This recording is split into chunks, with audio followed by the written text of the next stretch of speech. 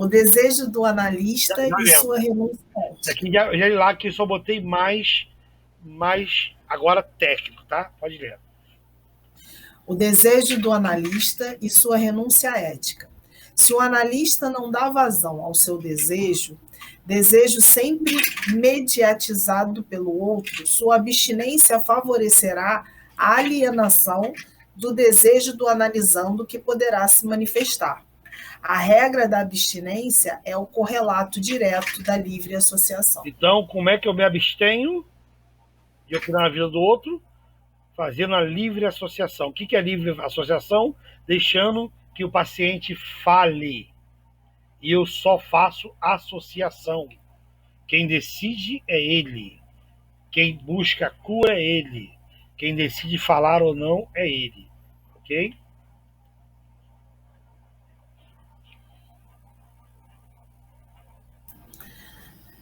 É esta também a máxima lacaniana, acerca da ética da psicanálise: não ceder quanto ao seu desejo.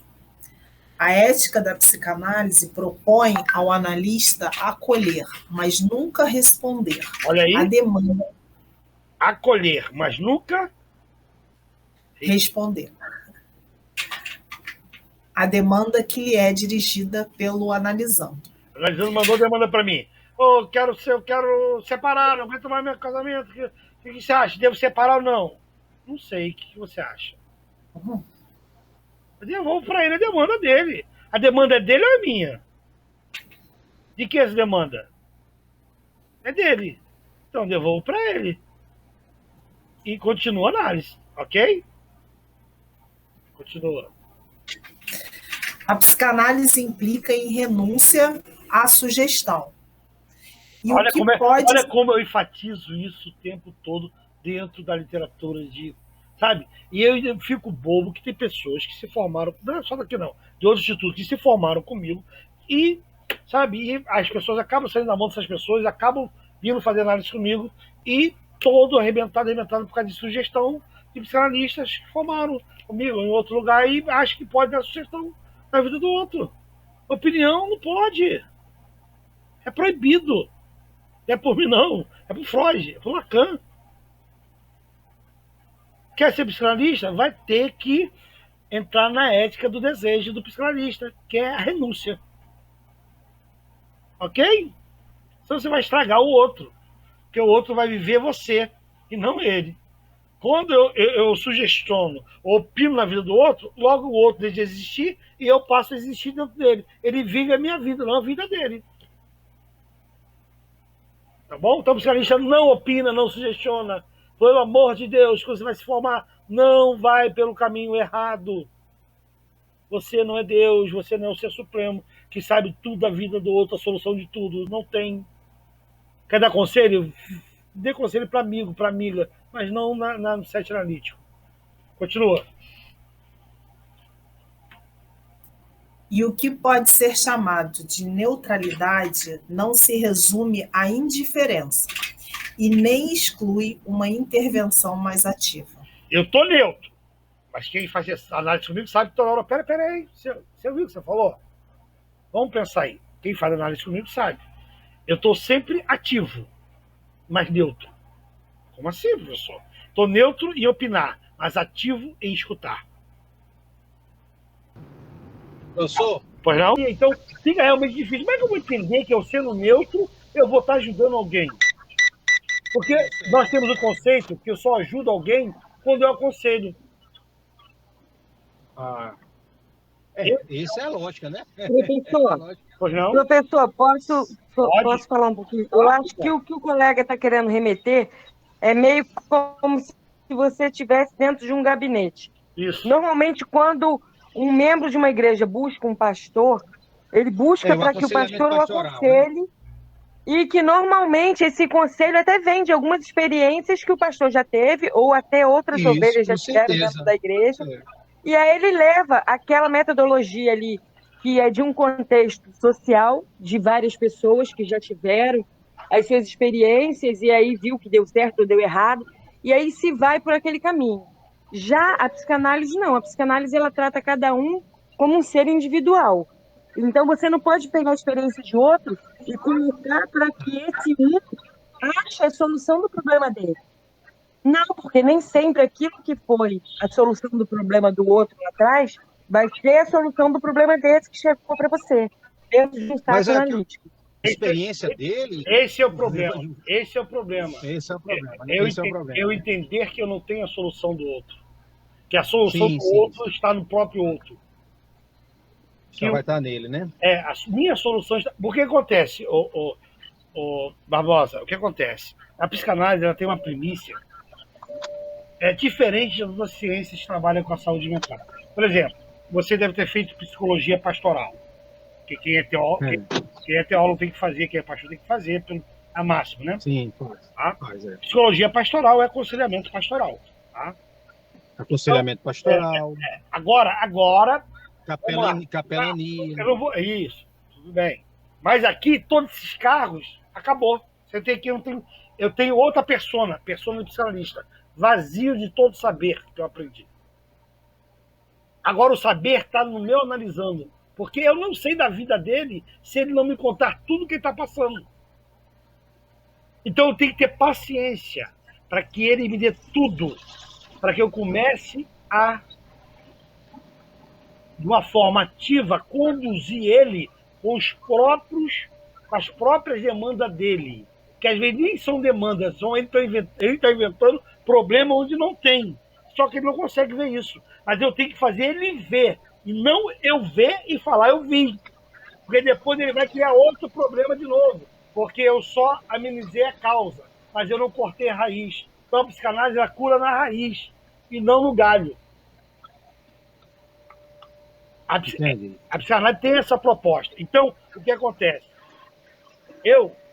A abstinência que eu acabei de falar agora, é a abstinência do desejo do que eu sei como resolver isso aí. Eu vou dar um conselho. Tá, mas, olha, eu tenho paciente que teve uma experiência com um certo profissional de uma certa área da saúde mental. Problema no casamento. Eu estou passando por isso, por aquilo, outro, tal. Larga esse homem. Você merece coisa melhor. Vai buscar sua vida, vai ser feliz. Acabou o casamento, arrebentou tudo, por opinião do cara, agora ela quer suicidar, foi tratada por mim, ficou boa, graças a Deus, teve alto, voltou ao casamento. Mas aí, a desgraça que o conselho que esse camarada arrumou na vida... Tá entendendo? Foi pior, né? Tá entendendo? O conselho, de repente, foi bom para ele, mas foi bom para quem aceitou esse conselho. Por isso que no gabinete pastoral, tá? Até no gabinete pastoral, eu posso usar a psicanálise de uma forma muito melhor. Por exemplo, chega alguém no gabinete pastoral. É isso que eu quero. Chega alguém no gabinete pastoral, pastor, quer? É minha mulher, tá bom. Você quer? Tá. O que você quer fazer? Não, vem aqui só me falar. Não, tudo bem, mas quero saber o que você quer. Olha, eu estou saindo do problema. Sim, porque se eu falo para ele... O senhor trabalha sempre assim, hein? Claro. Porque se eu falo para ele, vai para casa e faz isso. Aí ele vai e faz. Dá ruim. Ele fala assim, eu fiz porque o pastor mandou. Eu fiz porque o pai de santo mandou. Eu fiz porque o Mesa Branca lá mandou. Eu estou botando todas as religiões para não ficar aqui preso a evangelho, que psicanálise não tem religião. Tá? Psicanálise é a religião. Ou seja, não tem religião. Tem dogma disso não. Então, quer dizer, o que eu menos preciso quando eu procuro alguém para me ajudar minhas emoções é conselho. Já chega tanta voz que eu tenho na minha mente, me bombardeando, eu mesmo pensando comigo mesmo, é amigo falando, amiga falando, aí vai ter agora mais um camarada que eu pago para falar na minha mente. Já entendeu, Baba? Então aqui a proposta da psicanálise é totalmente diferente. Me ajuda aí, Luciene, entendeu, Luciene? Na realidade, professora, eu sou formada em teologia, eu sou bacharel em teologia e sou bacharel em direito. E assim, eu entendi muito bem, por isso que quando ele falou, eu falei assim, o que a gente aprende de psicologia pastoral é totalmente diferente do que a psicanálise atende. Então é por isso que a gente tem que entender que a gente é um ser tricotômico, formado de corpo, alma e espírito. E o que a gente tem da nossa alma, que é ligada às nossas emoções, está direcionada ao quê? A nossa parte espiritual. De repente, essas doenças da alma, elas começam a atingir a parte do corpo, físico, que são aquelas doenças psicossomáticas que a gente aprendeu na aula aí com o senhor e que realmente é real. Só que quando você está num set analítico, você não pode misturar o que você vive na área da teologia com a área da psicanálise. A psicanálise ela é muito mais direcionada à parte do inconsciente do que a parte da alma só. Ela envolve também. Isso acontece o seguinte, para a gente fechar com chave de ouro a tua voz e a voz do Barbosa, o que acontece? Lembra da persona que eu falei, da máscara? Sim. Eu sou pastor, eu vou agir como pastor no gabinete. Como teólogo, eu dou aula como teólogo. São os papéis sociais que a gente ocupa. Sentei como psicanálise, eu sou ouvido emprestado para a alma que sofre. Só isso. Meu papel aqui é ouvir e ficar ativo, conduzindo o caminho que pode amenizar ou curar o sofrimento do outro, mas sem opinar. Entendeu, Barbosa? Sim. E que, na realidade, para um pastor é algo difícil. Porque o pastor ele já está acostumado a ovelha procurar ele com uma demanda no qual ele vai ser o conselheiro e ele vai ter necessidade de falar. Até por isso que é um exercício muito grande. Vai ser um exercício muito grande de quem é pastor exercitar. Por que eu frisei a aula hoje falando sobre abstinência? E a ética, né? E a ética. Abstinência da ética do desejo. Por que eu frisei isso aqui? Abstinência da ética do desejo. Eu tenho desejo de opinar. Coisa melhor da opinião. Ou coisa boa. Quando chega pra mim, não sei o que ela faz. Vai lá, faz mesmo. Eu não tô nem aí quem vai esferrar o outro. Agora, quando eu falo assim, olha, fala aí, você vai fazer isso mesmo? Tem certeza? Eu quero fazer. Tá, tudo bem, mas vamos falar o seguinte. Lá na frente, você vai ter como pagar isso e tal. Eu vou levando a pessoa a uma associação dela mesma para ela mesma. Eu estou aconselhando sem deixar ela perceber que eu estou aconselhando. Na realidade, é uma metodologia meio confrontativa, né? Isso. Você vai confrontando as pessoas com as circunstâncias que ela está vivendo. Mas não é o tempo todo que eu confronto. Às vezes a pessoa fala, 40 minutos, eu fico só ouvindo. Aí eu tenho que estar ativo. Ela tem que estar percebendo que eu estou preocupado com o sofrimento dela ou dele. Não é porque eu não estou opinando, é que eu não estou querendo ajudar. Isso tem que deixar bem claro para o teu paciente quando começar as sessões. Ele vai te pedir opinião, ele vai querer jogar para demanda para você e vai querer uma resposta. E você vai demandar para ele, mas você não me responde. Por quê? Não, porque a psicanálise tem a proposta de não opinar, de não sugerir, e sim de fazer você se conhecer. Porque todas as respostas que você está me perguntando, você já tem. Talvez você tenha medo de colocá-las em prática, talvez você não quer. Aí a pessoa começa a chorar, começa a falar que é isso mesmo. Porque você atinge o âmago da alma da pessoa. Entendeu? Que é o psiquismo dela. Praticamente eu estou dando um conselho sem aconselhar. Estou mandando só ela olhar para ela, ou da fala dela, ou do choro dela, do movimento dela.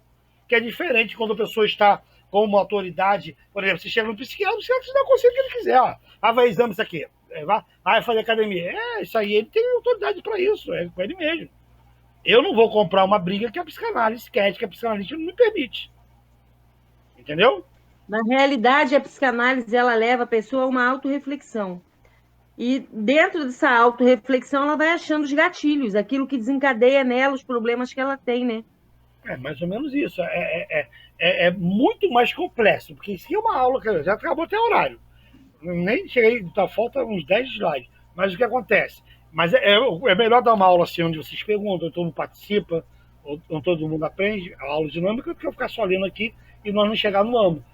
Então, a psicanálise é o seguinte, o segredo de ser psicanalista é sentar para ser analisado. Porque aí você vai entender na prática como é que funciona eu ficar neutro. A pessoa chega para mim desesperada e eu fico neutro, sem dar opinião.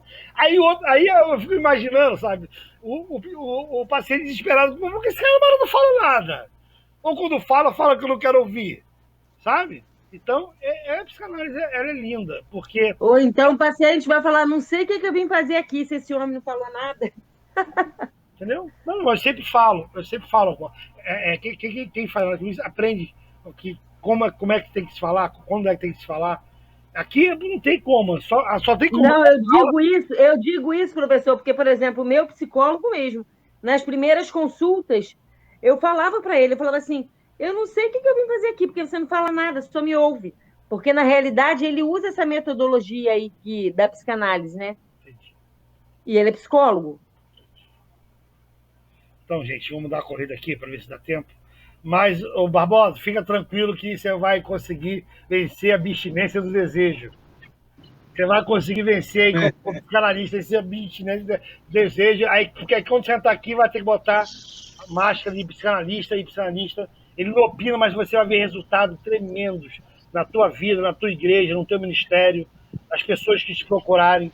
É muito diferente, sabe? Sim, sim. É uma coisa... Você vai ter mais ferramentas ainda. Muito mais, tá? Além do que você já tem. Eu sei que você tem conhecimento, assim como a Lucene, assim como outras pessoas aqui o têm, mas o saber é inesgotável. Quanto mais saber, mais nós estamos prontos a aprender. Então, posso ir lá. O desejo do analista. Já falei do desejo do analista, já expliquei sobre isso. A psicanálise mostra que somos resultado da expressão da nossa história de vida. Então, como é que eu trabalho no meu consultório? Conhecendo a história de vida de quem? Do meu paciente. O que importa para ele a minha história de vida? Nada. O que importa para ele a minha experiência? Nada. Tá entendendo? Isso é Freud falando. Não é eu. Isso aí é o pai da psicanálise. Tá bom? Não somos autores nem senhores da nossa história regressa, mas efeitos dela. A minha vida regressa, lá na infância, eu não tinha autoria sobre ela. Quem escolhia minha roupa eram meus pais, quem me dava banho na hora que queria eram meus pais, quem me botava para dormir na hora que queria eram meus pais. Eu não tinha muita escolha. Só depois que eu comecei a virar adolescente, eu comecei a fazer algumas escolhas. Correto? Sim ou não? Correto, né?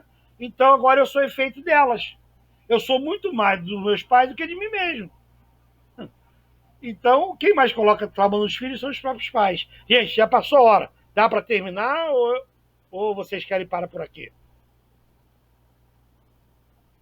Pessoal, termina a aula agora ou eu posso terminar? Eu posso passar mais os outros slides? Por mim, pode terminar, professor. Pode continuar. Só mais uns 15 minutos só.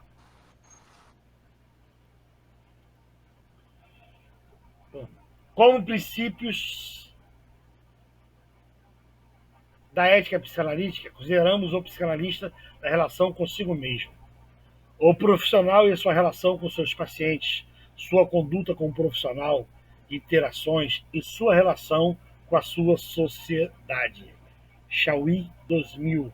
Você vai ler isso aí, vai pesquisar e você vai ler mais sobre a relação ética do psicanalista, tá bom? Eu não vou explicar porque o tempo já esgotou. Isso aqui não. Eu quero chegar na questão mais. Deixa eu ver aqui. A questão da ética pode ser entendida como uma questão intrínseca ao se fazer analítico.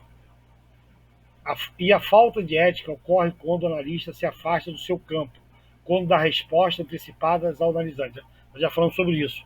Sobre, de novo, resguardar o seu desejo, ou seja, renunciar ao seu desejo, tá? De opinar, de se colocar no lugar do analisando. Você é analista, não é analisando.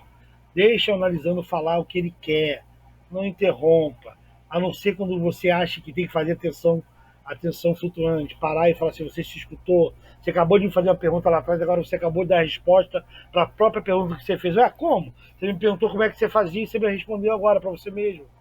Você não tinha prestado atenção. Então eu faço ela prestar atenção nela, só isso. É simples. Quando você tem conhecimento teórico e depois você vai para a prática, tá bom?